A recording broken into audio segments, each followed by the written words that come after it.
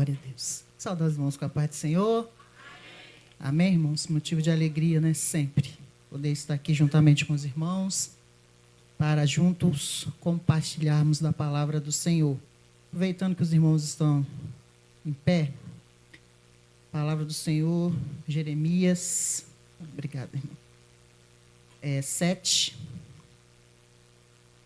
Eu estava ali pensando, às vezes eu dou aula a manhã toda, esqueço a garrafinha de água na sala dos professores, ela fica lá a manhã todinha e a minha boca não seca.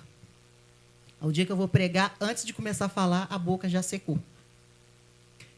Né, irmãos? Mas eu louvo a Deus porque tudo isso, irmãos, é porque essa responsabilidade da palavra do Senhor, apesar dos anos, ela se mantém em temor, e isso é bom. Jeremias 7,16, somente um versículo, vou estar lendo, os irmãos acompanhem juntamente comigo, e diz assim: Tu, pois, não ores por este povo, nem levantes por ele clamor ou oração, nem me supliques, porque eu não te ouvirei. Amém, irmãos? Irmãos, podem sentar.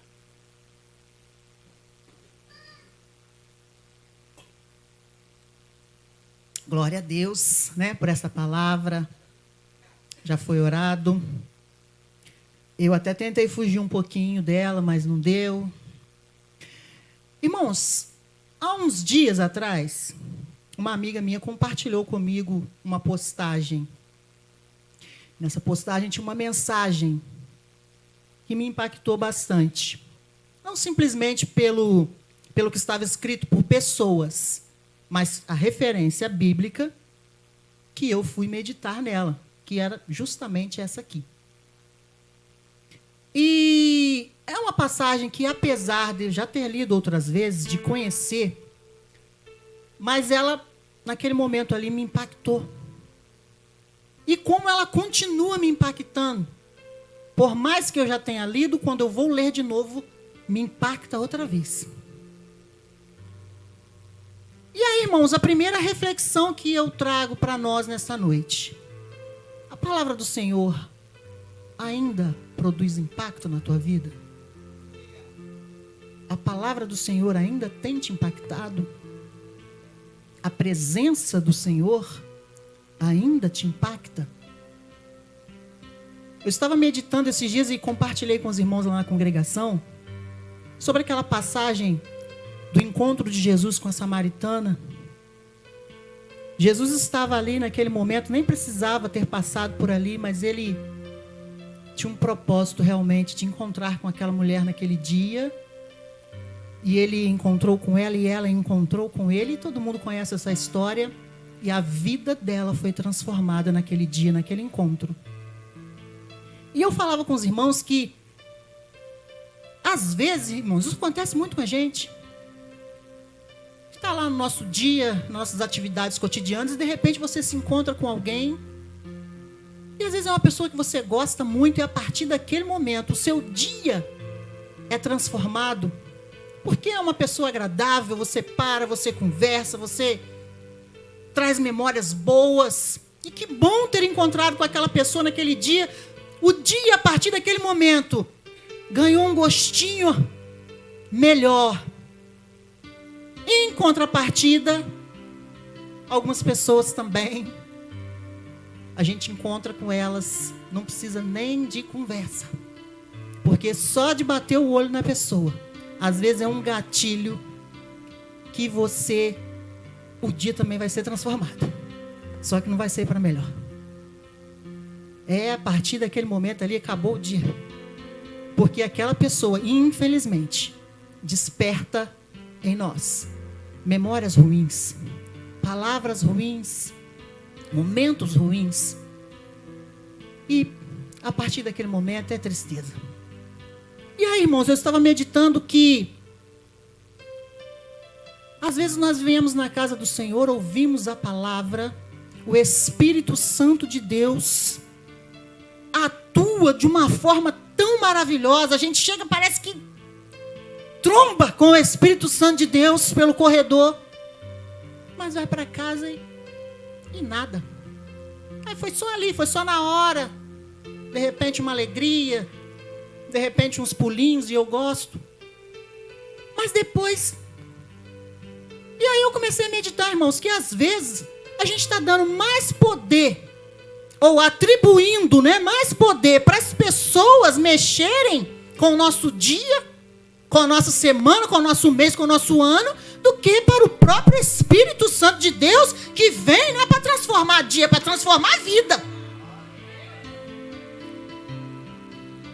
Então, às vezes, nós não estamos deixando mais a palavra do Senhor nos impactar, ou mesmo a presença do Senhor nos impactar por intermédio daquela palavra ou daquele louvor, como deveria, mas estamos atribuindo esse poder a algumas pessoas. As pessoas conseguem mexer conosco. O Espírito Santo de Deus, às vezes, não consegue mais, porque nós não deixamos. Então, irmãos, essa palavra me impactou naquele dia e tem me impactado todos os dias que eu tenho lido essa palavra, porque, como os irmãos perceberam, é uma palavra forte. E dentro desse versículo, o Senhor me trouxe duas reflexões, irmãos. E a primeira é que, sendo nós intercessores, e hoje um culto do Ministério de Intercessão, de fato nós acreditamos que toda a causa que vem a nós, né? Assim como toda a cabeça que aparece, a gente leva a mão. Mas vai Deus dizer, olha, Jeremias, não ore por este povo. Isso nos leva a pensar, irmãos, que tem causas que não é para que nós entremos nelas. Por mais duro que isso possa parecer, a grande realidade é que tem causa que é o Senhor tratando com a pessoa como Ele queria tratar com aquele povo. E não adianta você querer chegar e meter a sua mão. Porque você estará pegando uma causa ou mesmo entrando numa guerra que não é sua. E quantas vezes nós já vimos pessoas falar assim, olha, eu entrei numa causa e o inimigo se levantou. O inimigo está furioso. E às vezes não deu nem tempo de inimigo se levantar para nada. Até porque não tem a ver com fúria do inimigo. Tem a ver com o fato de você ter entrado numa guerra contra o próprio Deus.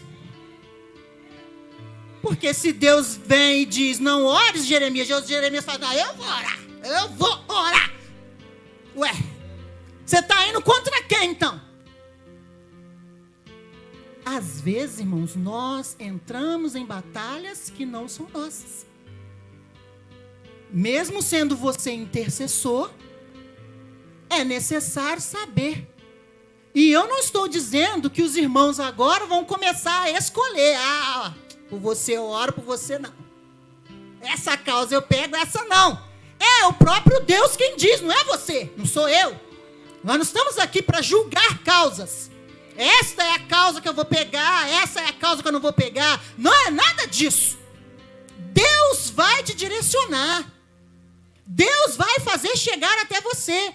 Deus vai fazer você chegar até lá. Em contrapartida, se você não estiver conseguindo chegar até lá, mesmo que esteja tentando, então começa a entender. Deus pode não estar querendo. Mas não é aquela questão que eu vou arrumar uma desculpinha, não estou com vontade de ir, não. É porque Deus, não. Eu estou falando daquela situação que você está tentando com todas as suas forças, mas não está tendo êxito. Para um pouco e pensa, conversa um pouquinho com Deus. De repente você vai se ver numa batalha com Ele. Porque não era uma causa para você pegar.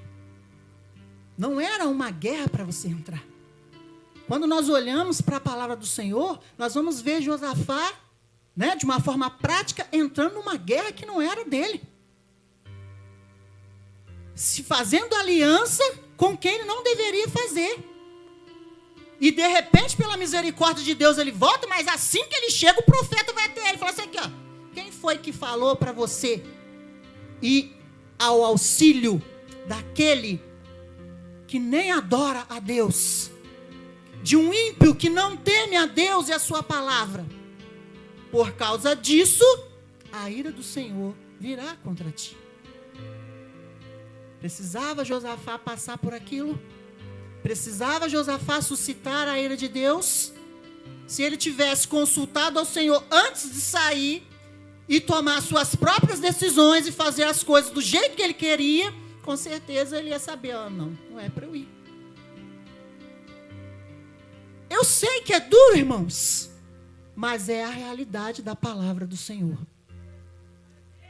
Jeremias, de repente, quando ele ouve o que o Senhor está proferindo, o que ele vai fazer com o povo, talvez ele, no mesmo momento ele pensou assim, não, eu vou orar. Mas Deus já se antecede a ele e fala assim, você não ore. Não adianta suplicar, porque eu não vou ouvir. Mais à frente, em alguns capítulos, Deus vai ser tão enfático que vai falar assim, nem se Moisés e Samuel se colocassem aqui intercedendo, pode chamar o ministério inteiro, pode subir no monte, pode ficar lá, pode acampar lá em cima. Deus é soberano. A vontade dele é soberana. A palavra dele é soberana. Se é sim, é sim. Se é não, é não. Não tem quem faça modificar. Não tem quem faça Deus mudar de ideia. Não pense você que quando ele voltou atrás, em alguns casos, foi porque alguém o pressionou. Não, volta atrás aí, Deus. Não, ele decidiu. Ele decidiu. Ninguém pressiona Deus, ninguém encosta Deus na parede, ninguém faz Deus mudar de ideia. Deus muda por conta dele, se ele tiver com vontade de mudar. Então, irmãos, essa foi uma das reflexões que o Senhor trouxe no meu coração dentro dessa palavra. Mas não foi a única. E a outra eu achei mais difícil ainda.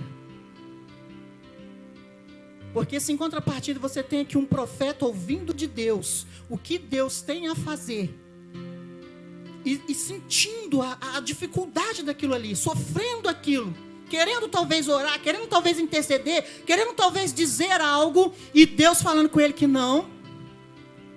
Do outro lado tem um povo a quem Deus diz, não ore. Ou de quem Deus diz, não ore.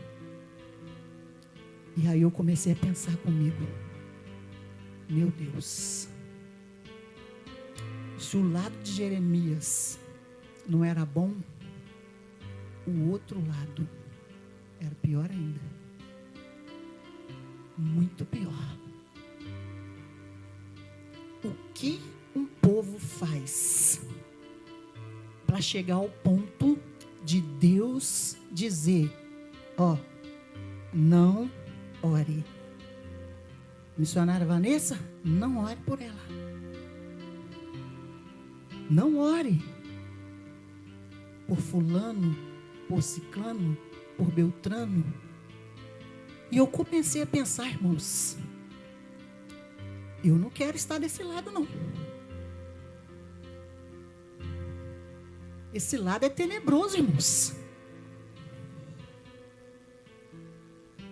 Sem a graça de Deus, sem a presença de Deus, sem a misericórdia de Deus, o que um povo faz para chegar nesse ponto? De Deus chegar a proferir essas palavras. É a mesma coisa quando os espias retornam lá de visitar a terra e voltam, trazendo ali do fruto da terra, vários homens precisando carregar ali, porque era pesado, porque era bonito, porque chamava atenção, mas murmuraram por conta dos obstáculos e começam a pecar contra Deus, murmurando, reclamando, só vendo a dificuldade. E Deus acende a sua ira e vai, Moisés, ô Senhor, é misericórdia. Não, porque se o Senhor consumir todo mundo aqui, o que o pessoal vai falar? Aí, ó, o pessoal que está ao redor vai falar, sei lá, tirou lá do Egito, não teve condições de chegar lá na terra, acabou com todo mundo aí mesmo. Não, Deus, Aí Deus vai virar para ele, tá, Moisés, eu ouvi sua oração, vou perdoar. Mas, dessa geração aí, ó, dos 20 anos para cima, ninguém entrará na terra prometida, a não ser Josué e Calebe. Agora, essa geração de murmuradores vai perecer aqui, e os seus filhos vão poder entrar lá, mas por enquanto vão ficar por aqui até que os cadáveres deles sejam consumidos nesse deserto. Irmãos, se isso não te impacta, impacta a mim.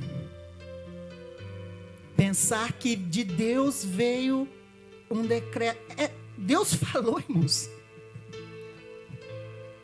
Está falado. Aquele povo não pôde, por murmuração, por se levantar contra Deus, contemplar, eles contemplaram, viram, alguns, os que foram lá viram, né, o que tinha de bom, mas os demais não puderam nem mesmo contemplar e tomar posse daquilo que o Senhor tinha, por suas murmurações. E Moisés bem que tentou, mas Deus vai falar com eles, ó, eu aguentei esse povo nas 10 vezes em que eles se rebelaram contra mim. Mas agora você quer perdão? Perdoou. Perdoado. Mas não vão entrar. Então, irmãos, eu comecei a pensar. O que nós podemos fazer para deixar Deus dessa forma tão irado para conosco, a ponto de não aceitar uma oração ao nosso favor, ou mesmo de não querer mover as suas mãos ao nosso favor? Porque a palavra vai dizer que as mãos do Senhor não estão encolhidas para que não possa salvar, nem os seus ouvidos agravados, mas as nossas iniquidades é que fazem divisão entre nós e o Senhor. E eu quis saber justamente para não fazer. Saber o que desagrada a Deus justamente para não fazer. Para não estar desse outro lado. E aí eu comecei a meditar, irmãos, nesse capítulo 7, desde o primeiro versículo. Deus vai falar com Jeremias, olha, levanta, vai lá para a porta do templo. Eu tenho uma mensagem para você passar para o povo. E você vai dizer para o povo assim, olha, corrige as vossas atitudes. Corrige os vossos caminhos. E então eu, o Senhor, vos deixarei continuar habitando aqui. E não vos fieis ou não confieis nas palavras fraudulentas daqueles que dizem, não, esse aqui é o templo do Senhor. Você chegou no templo do Senhor. Não tem problema, o que você está fazendo? Não, mas você veio ao templo do Senhor. Porque vocês estão praticando atos assim. Deus vai falando dos seus adultérios, dos seus homicídios, das suas idolatrias, e depois vocês vêm à casa do Senhor como se nada tivesse acontecendo e pensam que estão seguros. Depois os irmãos vêm com calma, irmãos, e pensam que estão seguros porque estão no templo do Senhor. Ou vocês pensam que pode fazer qualquer coisa lá fora e chegar aqui, não, agora eu estou no templo do Senhor. Templo do Senhor é esse. E o Senhor vai fazer uma pergunta para eles. Acaso vocês acham que a minha casa é um covil de ladrões para vocês se ajuntarem? Então eu vou dar uma dica para vocês. Vão lá até Siló, dá uma olhada lá para ver o que eu fiz no meio do povo, por conta da sua rebeldia, que é o mesmo que eu farei com vocês, se vocês não corrigirem as vossas atitudes. Irmãos, meu Deus, eu vou lendo e vou estremecendo, irmãos, porque o que o Senhor está falando com aquele povo era que o povo levava as suas vidinhas cotidianas, fazendo tudo aquilo que não agradava a Deus, mas chegava no dia de comparecer no templo, achava que estava tudo certo. Eu entro no templo, cheguei aqui no templo. É claro que naquela época eles não conseguiam adentrar mais do que no átrio, mais do que no pátio ali, mas para eles era o suficiente, e estando ali, achava que estava tudo bom. Cheguei na casa do Senhor. E Deus pergunta para eles, e aí vocês chegam no templo e acham que está tudo certo? E aí, irmãos, vem a meditação para nós. Como está a nossa vida lá fora? Como está a nossa vida lá no trabalho? Lá na escola? Lá na minha casa? Lá com a minha vizinhança? O que será que eu tenho feito durante a semana, para no domingo chegar alegremente, sentar aqui dentro, no banco da casa do Senhor, e achar que só porque eu estou aqui, está tudo bem, confiando em palavras fraudulentas, porque às vezes eu passo pelas portas da casa do Senhor, toda torta, mas alguém me diz, não, vem que você será abençoado. Vem que você receberá a bênção. Vem que tem aqui uma chave, 2 chaves, sei lá quantas chaves. E enquanto isso Deus está dizendo, corrige os vossos caminhos, emenda as suas ações, porque eu estou às portas.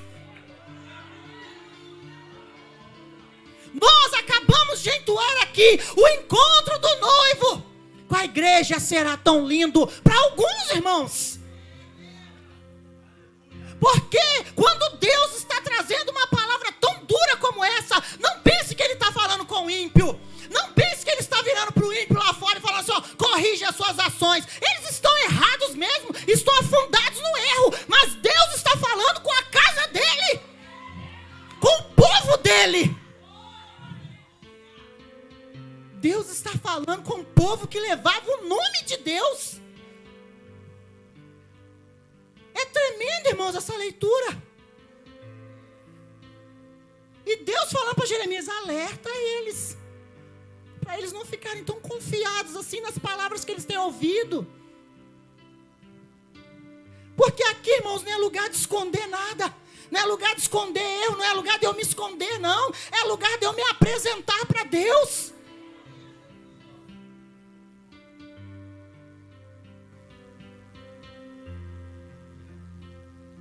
Parece que durante a semana Deus não está me vendo, então eu posso fazer o que eu quiser. Se eu vou no domingo eu estou lá. Em nome de Jesus. Mas foi entoado aqui no início do culto. Sei que estás aqui, Senhor. E Ele está mesmo. E a próxima frase diz, e podes perceber quem sou. Podes perceber quem sou. E pode mesmo.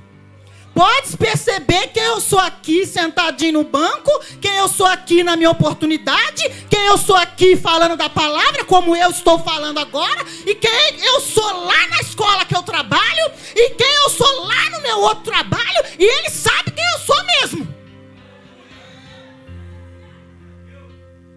Ele percebe quem eu sou. E é por isso que Ele fala comigo também, emenda os seus caminhos, para quando você comparecer de fato lá no meu templo, aquilo que você levar eu possa receber. Porque a gente já cansou de falar que casa do Senhor não é lugar de vir buscar, é lugar de vir trazer. É lugar de você chegar cheio de adoração. Chegar cheio de louvor. Chegar com seus testemunhos para engrandecer o nome do Senhor. Só que durante a semana eu não só estava vazio, como acabei de liquidar o restinho que tinha. Aí chega domingo, eu quero buscar. Aí quem está fazendo a devocional que se vire, porque eu vim buscar. Aí quem tem a oportunidade que dá seu jeito, porque eu vim buscar. Aí quem vai pregar que faça qualquer negócio aí, porque eu vim buscar. Mas Deus quer que você venha trazer. Trazer a sua adoração. Trazer o seu louvor. Aí você está entendendo então por que Deus vai virar para Jeremias e vai falar, olha, eu já falei dessa, já falei de outras vezes, e eles não emendam. Então agora o meu juízo vem. Agora o meu juízo vem, e você não ore. Aí a gente chega nesse ponto fatídico que Deus vai expressar essa palavra. E aí, irmãos, eu fico meditando e pensando que quando a pessoa chega numa condição dessa, em que Deus já fala dessa maneira, é porque essa pessoa, de fato, já não é mais impactada pela presença de Deus. Por quê? Porque ela mesma se afastou dessa presença. Deus está com as suas mãos estendidas sobre as nossas vidas. E enquanto nós estamos debaixo dessa mão, nós estamos guardados pelo Senhor. Deus não tira a sua mão, mas nós às vezes nos afastamos dela para fazer as coisas do nosso jeito, para fazer do jeito que a gente quer, do jeito que vem na nossa cabeça, para viver a nossa vida do jeito que nós queremos viver.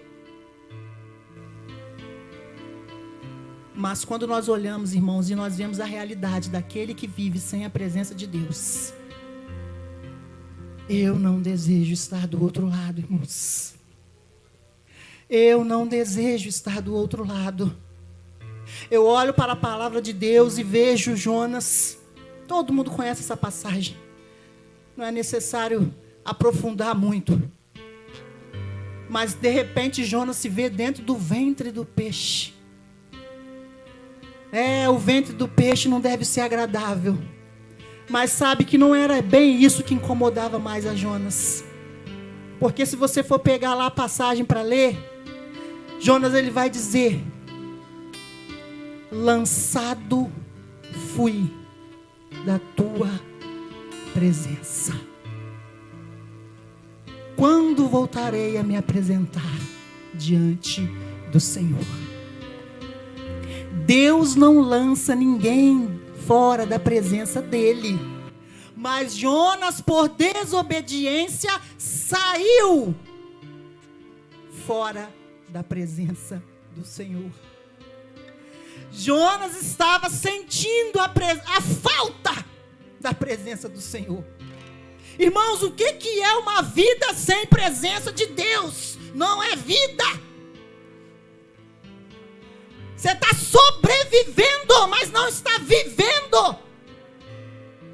Não tem vida sem Deus, não tem vida sem presença de Deus. E é por isso que Jonas está ali. Eu fui lançado da tua presença. Está me fazendo falta. É por isso que quando Davi, o rei Davi, ele peca. Você olha lá para o Salmo 51 e ele está lá: ó Senhor, não me lance fora do meu palácio, nem retire de mim os meus bens. Ele fala isso, irmãos. Davi estava preocupado com o palácio. Davi estava preocupado com bens. Ah, Jesus. Oh, Deus.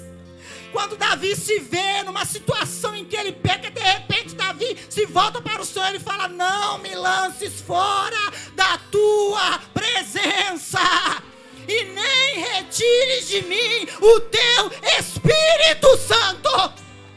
Porque não importa se você está dentro do ventre do peixe ou se você está no palácio, sem presença de Deus, se torna tudo a mesma coisa. Sem presença de Deus, pode ser palácio, pode ser mansão, pode ser fora do Brasil, pode ser onde for. É a mesma coisa do ventre de um peixe. É a mesma coisa de um abismo profundo. A falta da presença de Deus. Então, o que faz realmente a pessoa chegar nesse ponto de já não ser mais impactado e não dar mais ouvido ao que o Senhor tem falado como aquele povo, é já não estar mais sentindo Deus, já não estar mais sendo impactado por sua palavra, pelo seu Espírito. Então eu vou clamar hoje em nome de Jesus: não espere chegar nesse ponto de ficar sem a presença de Deus. Você pode ficar até sem comida, você pode ficar sem água, você pode ficar sem bens, você pode ficar sem dinheiro, você pode ficar sem o que for. Sem presença de Deus não dá para ficar. Não dá para ficar. Não dá para ficar. Você pode realizar seus sonhos, você pode realizar seus projetos, se você estiver sem presença de Deus. Eu vou passar por você na rua, será só uma múmia, um corpo ali passando. Porque nota-se quando o brilho do Senhor já não está mais. Não que Ele está do outro lado. Não que Ele está do outro lado. Seja lá o que quer que o Senhor deseja de você, seja lá o que quer que o Senhor tenha te pedido, seja lá o que quer que o Senhor quer que você corrija, que você emende. E não pense, irmãos, que nós estamos falando simplesmente de pecados.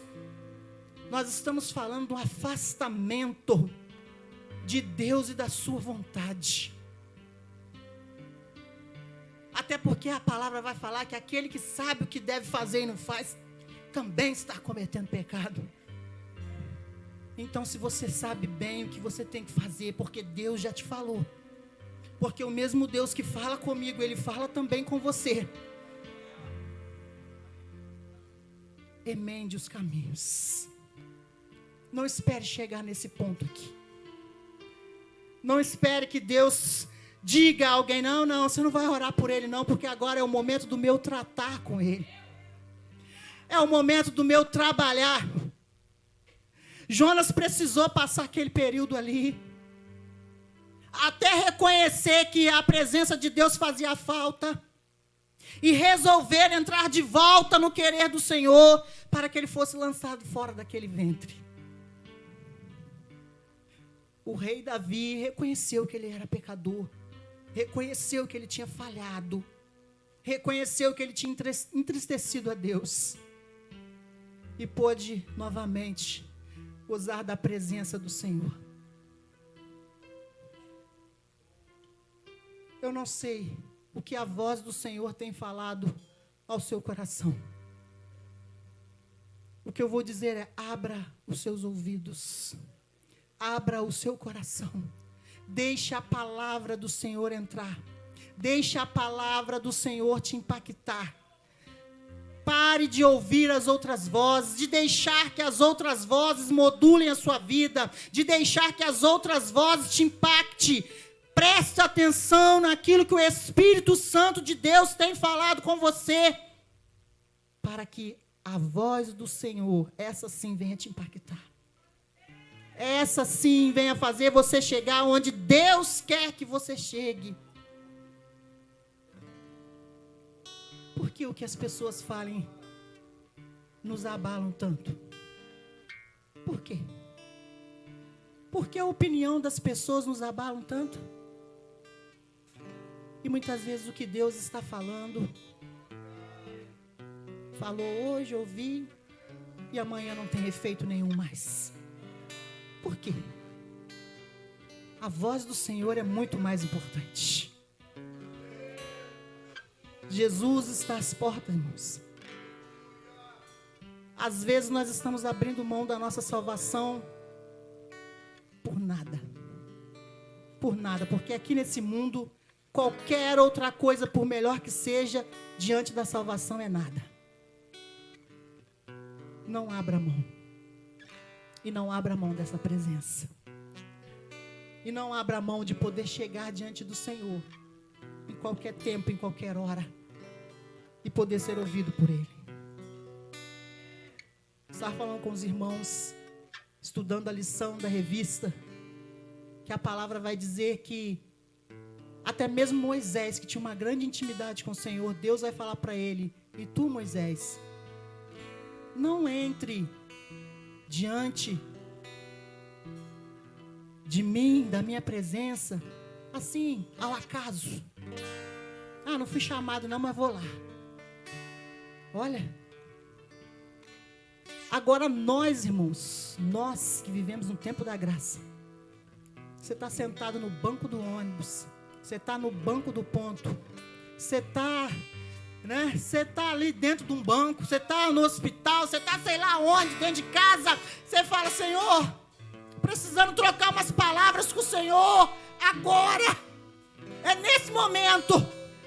Não precisa passar por assessor, não precisa passar por secretária, não precisa ver se tem tempo na agenda, não precisa de nada disso. Você chega e fala, Ele te ouve e fala com você também. Pensa no privilégio que eu e você temos hoje, irmãos, diante dessa graça do véu do templo ter se rasgado. Nós podemos chegar diante do Senhor ao acaso, nós podemos chegar diante do Senhor em qualquer momento. Eu não preciso esperar o culto, eu não preciso esperar o pastor. Se o pastor vier, tem Deus. Se o pastor não vier, também tem. Se o irmão vier, tem Deus. Se o presbítero vier, tem. Se não vier, também tem, porque Ele vem. Aleluias! Ele vem.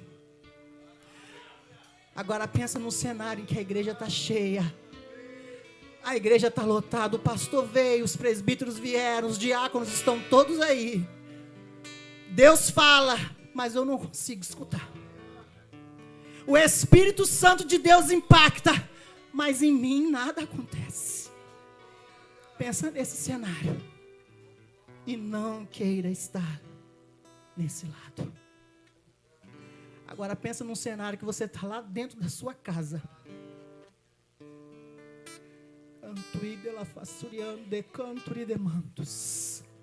E às vezes você está cumprindo uma tarefa doméstica.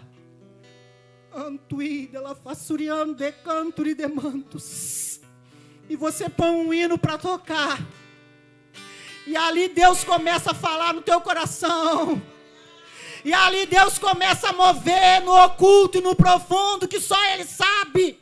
E ali Deus começa a sussurrar no seu ouvido e você começa a falar com o Senhor. Às vezes nem com palavras, só com gemidos, mas o Senhor te ouvindo e te entendendo e falando: minha filha, eu sou contigo.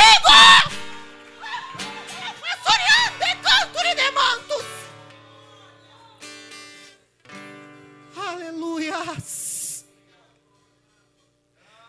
Isso é presença de Deus. Isso é viver do lado de cá.